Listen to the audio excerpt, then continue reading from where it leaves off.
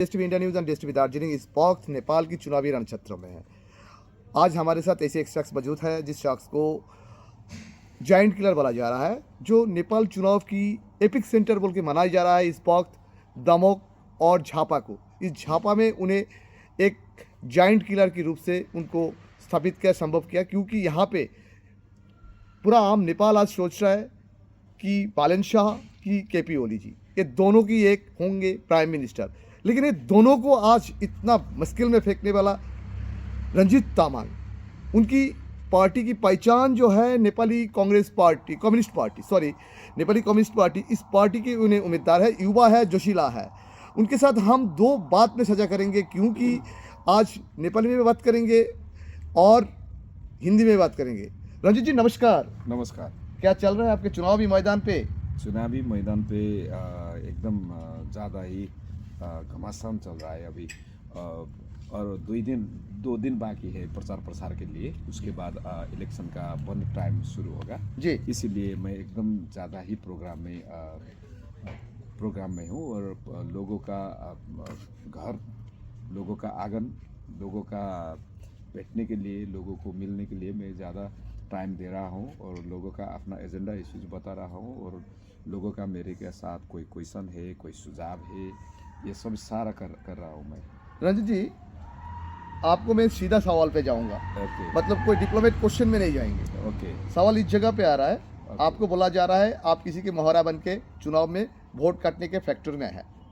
ये कितना सच है, कितना झूठ है?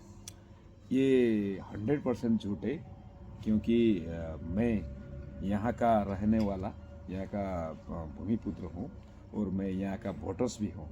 ये दोनों जो है वो यहाँ का वोटर्स नहीं है। और दूसरा बात ये है कि मैं कोई किसी को वोट काटने के लिए नहीं, मैं ये सारा उम्मीदवारों का हराने के लिए मैं खड़ा हूँ, वोट काटने के लिए नहीं। ये तो ये बात है कि मेरा वोट वो काटेगा, उसका वोट मैं काटूंगा।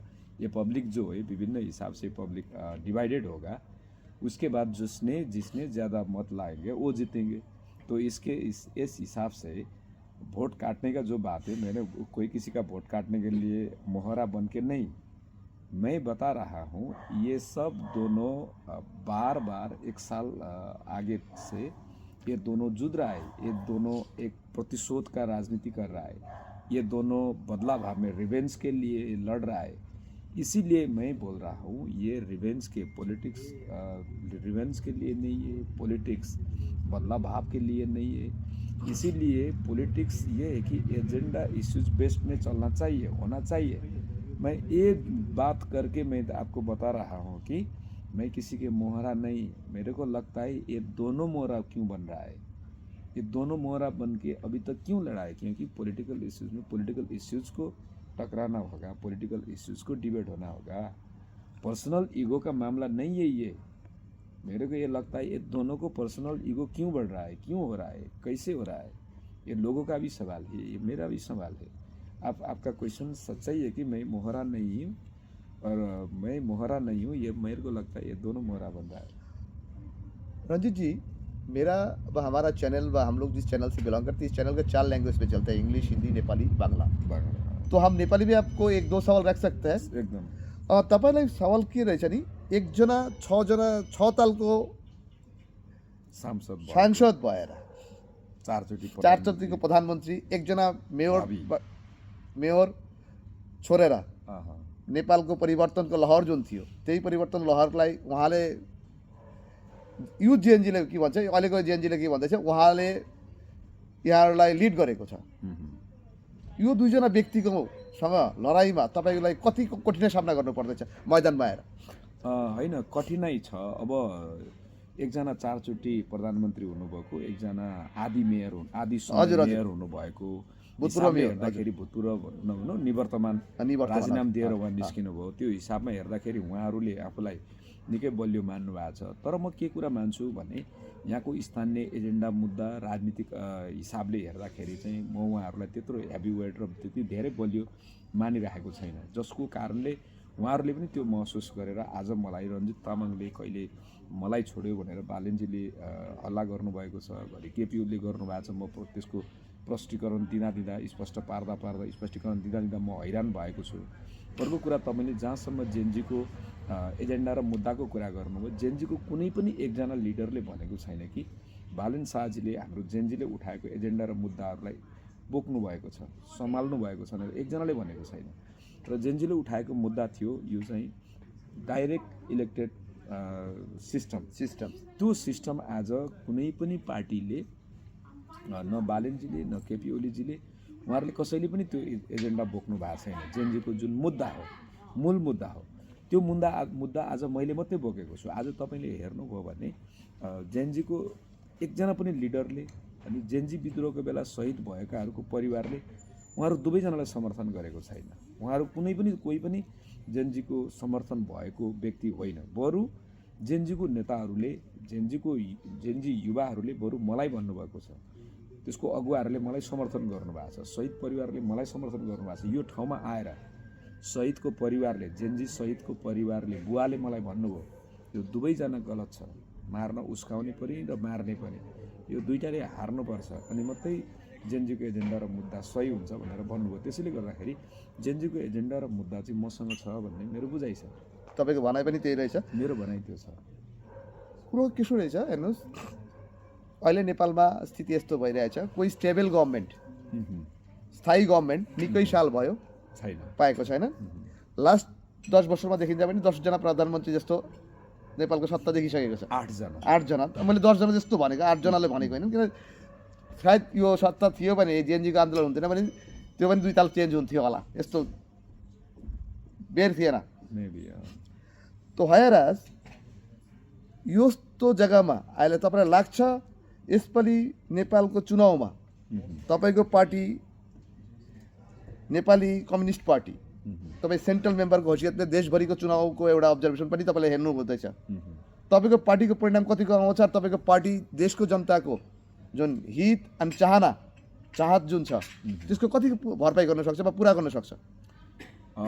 यो निर्वाचनबाट नेपाली कम्युनिस्ट पार्टीको राम्रो परिणाम आउँछ। हामी पहिलो पार्टी नबने पनि हजुर हामी थोरै भिन्नताको दोस्रो पार्टीसम्म हामी हुन्छौँ।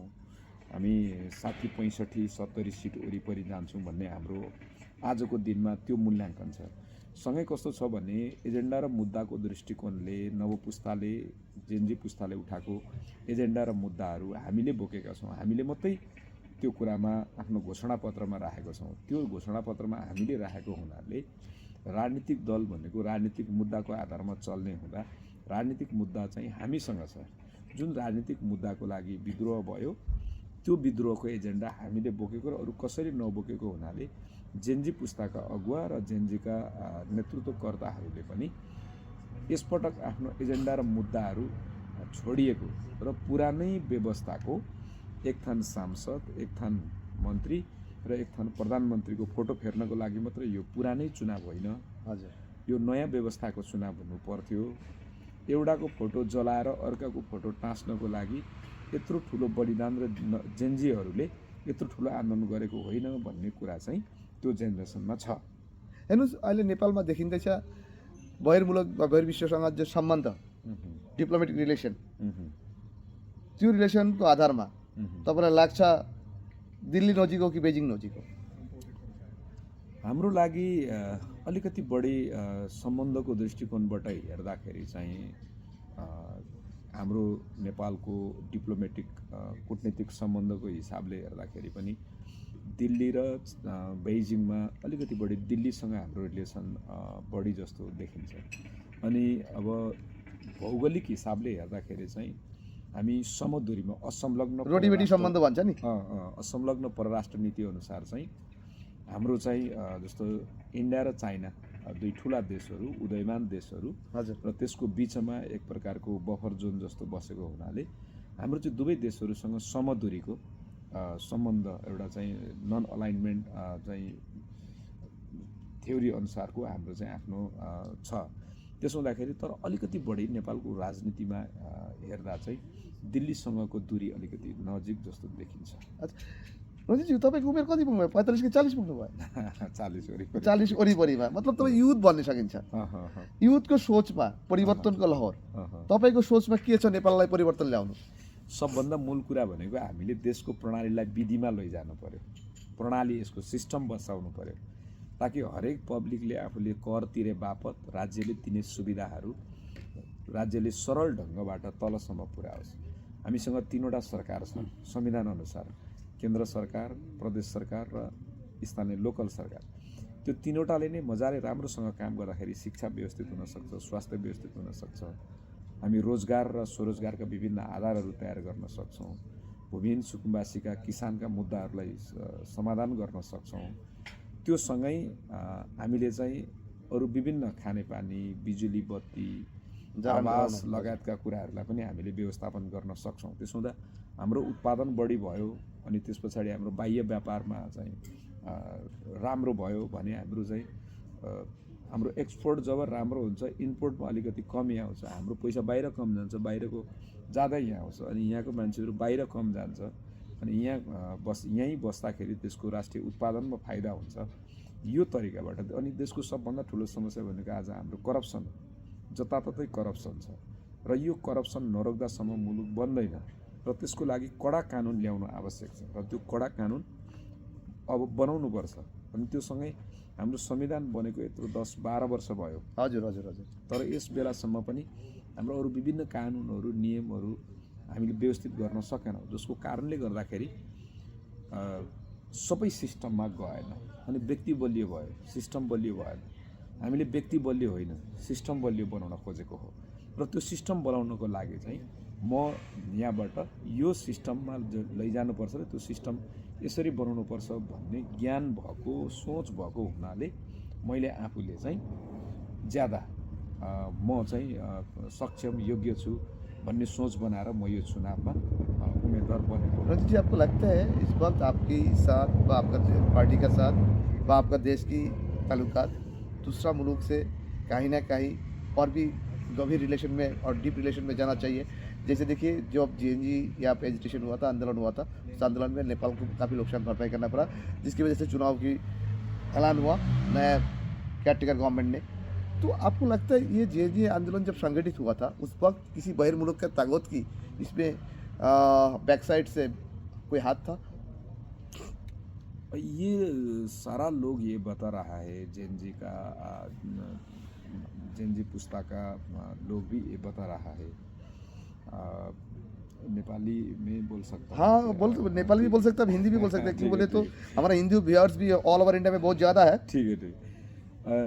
यो कस्तो छ भने जेनजी विद्रोह र त्यसको केही समयसम्ममा जेनजीका नेताहरू नै यो कुरा बताइरहेको थियो कि धेरै मान्छेहरू चाहिँ यस्तो कुरा थियो बाहिर शक्तिको ब्याकसाइडमा थियो, उनीहरूको विभिन्न एम्बेसीहरूमा मिटिङ भइरहेको छ, विभिन्न हिसाबले विभिन्न हिसाबको फन्डिङ भइरहेछ। तपाईँको इन्डिकेसन कुन कुन कन्ट्रीमा छ जानकारीमा? अब म एकदम डिप्लोमेटिक हिसाबले नै भन्न चाहन्छु कि यहाँ भन्दा तपाईँले यति कुरा बुझ्नु होला कि जस्तो यति कुरा बुझ्नु होला कि जस्तो हाम्रो चीन र चाहिँ इन्डियादेखि बाहेकको मुलुकहरू भनेर म चाहिँ त्यसरी इङ्कित गर्न चाहन्छु, त्यसरी म भन्न चाहन्छु।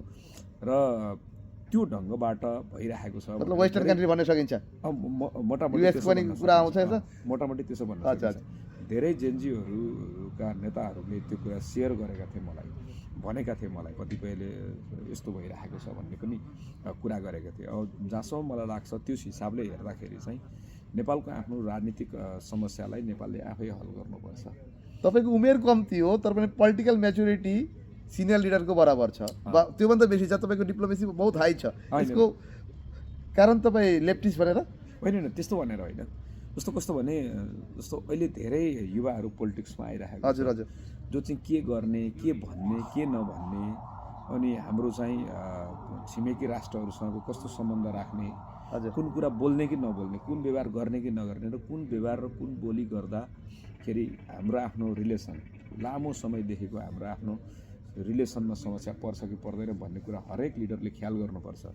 बोल्नको लागि जे पनि हामी बोल्दिन सक्छौँ। हजुर हजुर हजुर। त्यो बोलेका कुराहरूले हाम्रा कतिपय सम्बन्धहरू, हाम्रो कूटनीतिक सम्बन्धहरूमा आँच पुग्न सक्छ। आज हामी बोलिदिन्छौँ, भोलि फेरि त्यही कुरामा आफूलाई रिग्रेट हुनु हुँदैन। त्यसो हुँदाखेरि हामी धेरै कुराहरूलाई म्याच्योरली नै कुरा गर्नुपर्छ र यो चाहिँ मैले मात्रै होइन, सबै लिडरहरू जति हुनुहुन्छ उहाँहरूले कुनै पनि कुरालाई एकदम यसै होइन कि सिरियसली लिनुपर्छ र डिप्लोमेटिक हिसाबले लिनुपर्छ र रिलेसनहरूको त्यसरी मेन्टेन गर्नुपर्छ। बोल्नको लागि जसले पनि जे पनि बोल्न सक्छ, तर हामीले बोलेको कुराहरू कम्तीमा त्यो कुराहरूले कसैलाई असर पनि गर्नु हुँदैन अनि सँगसँगै अरूको नजरमा हेर्दाखेरि पनि बायस पनि हुनु हुँदैन। किनकि हाम्रो मुलुकको राजनीति, हाम्रो आफ्नो चाहिँ आर्थिक, सामाजिक, सांस्कृतिक पक्षहरूलाई हामी सुधार्न चाहन्छौँ र हामी जहाँ सुधार्न सक्दैनौँ र बाह्य हामीलाई सहयोग चाहिन्छ त्यस ठाउँमा ल है तपाईँहरूको हामीलाई साथ सपोर्ट चाहियो भनेर हामीहरूले भन्ने हो। त्यो भन्ने क्रममा हामीले सबभन्दा पहिला हाम्रो छिमेकीहरूलाई नै भन्ने हो। अनि त्यसमा पनि सबभन्दा धेरै भूगोल जोडिएको हाम्रो तिनतिर भूगोल जोडिएको हुनाले इन्डियासँग हाम्रो रिलेसन छ होइन। नेपाली भाषीहरू त्यहाँ धेरै छ। हाम्रो चाइनाभन्दा धेरै इन्डियामा भाषाको हिसाबले, गीत सङ्गीतको हिसाबले, कल्चरसँग सबै हिन्दू परम्पराले सबैमा मिल्छन्, धर्म रीतिरिवाजको हिसाबले धेरै त्यताबाट नै हाम्रोमा आयातित छ। त्यो हिसाबले हेर्दाखेरि त्यो छ। यद्यपि हामी हाम्रो आफ्नो देशको स्वतन्त्रता र आफ्नो देशको राष्ट्रियताप्रति हामी एकदम गर्व गर्छौँ र अरूकोलाई पनि सम्मान गर्छौँ, अरूकोलाई पनि हामी सम्मान गर्छौँ। मेरा 2 सवाल लास्ट हिंदी में आपके साथ मेरा कहना ये है, जो देखिएगा इस बार जो नेपाल के चुनाव हो रहा है, अभी यहाँ पे दशहरा का माहौल चल रहा है। चुनाव की मतलब दशहरा के जैसे आदमी व्यस्त रहता है चुनाव के टाइम में वैसे ही व्यस्त रहता है। किसी ने घर लौट रहा है दूर दूर से अपना चुनावी मतदान क्षेत्र से वोट देने के लिए, मतदान करने के लिए मतदाता लोग। लेकिन इस मतदाता लोग को यहाँ पे आके मतदान कर रहा है, वह अपना अपना क्षेत्र में मतदान कर रहा है। उनकी उम्मीद जो है अच्छा नेपाल काल की अच्छा नेपाल बने। आपको लगता है वो अच्छा नेपाल बनने के लिए एक स्ट्रॉन्ग गवर्नमेंट चाहिए, भाई एक अलायंस ना होकर एक सिंगल गवर्नमेंट बने, एक सिंगल विंडो का गवर्नमेंट बने तो वो गवर्नमेंट ज़्यादा कामदायक होते हैं हर जगह में। मतलब अलायंस गवर्नमेंट जो डिसीजन एक बार नहीं ले सकता है, सिंगल गवर्नमेंट वो ले सकते हैं। तो आपको लगता है इस बार नेपाल चुनाव में कोई सिंगल पार्टी सत्ता में आ सकते हैं? हमारा अलायंस मतलब हम जो देखा सर्वे किया उस सर्वे में तो बहुत मुश्किल लग रहा है। आपका सर्वे ही सच है, क्योंकि इस बार भी लोग कोई किसी को पूरा विश्वास करने के लिए तैयार नहीं है। ये दिख रहा है, मेरे को भी ऐसे लग रहा है। मैं भी ये सब सर्च कर रहा हूँ, रिसर्च कर रहा हूँ। अच्छा, इसीलिए मेरे को लगता है फिर भी इस बार भी अलायंस गवर्नमेंट ही बनेगा। ये अभी ऐसा दिख रहा है, ऐसा निशाना जा रहा है, ऐसा दिख रहा है और मेरे को लगता है ये जो अलायंस वाला जो चल रहा है नेपाल पे जी जी 10 साल से जी, ये टोटली फेल हो चुका है।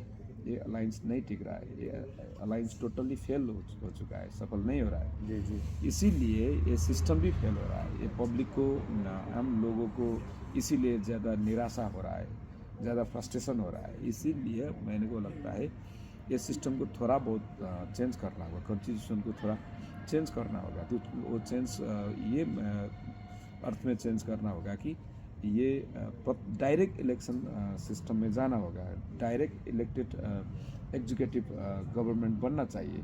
वो बनने के जब वो बनेगा उसके बाद पब्लिक कोई किसी को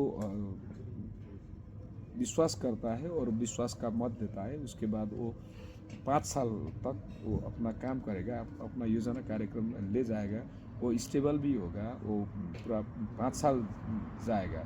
उसके बाद ये अभी जो दिख रहा है टोटल बहुमत वाला कोई आने नहीं दिख रहा है और पब्लिक कोई किसी को विश्वास करने के लिए विश्वास नहीं कर रहा है और पब्लिक कन्फ्यूजन में थोड़ा बहुत। अच्छा, ये टाइम पे वही जो पहला था वही होने जा रहा है, ये अच्छा नहीं है। इसीलिए इस बार जेनजी ने जो बात उठाया है कि डायरेक्ट इलेक्शन में जाना होगा। जी जी जी, ये इलेक्शन के बाद आने वाला जो कॉन्स्टिट्यूशन का जो पहला मीटिंग होगा जी जी, उसमें डायरेक्ट इलेक्शन का एजेंडा पास होना चाहिए। इसके लिए सभी दलों का कमिटमेंट होना चाहिए। अभी पब्लिक के साथ कमिटमेंट होना चाहिए और पब्लिक भी उसको मत दे देना जिसने जेनजी विद्रोह और ये अभी जो सिस्टम है फेलर वाला जो सिस्टम है जी जी जी जी, इसको रूपांतर चेंज करने के लिए अपना कमिटमेंट रखें।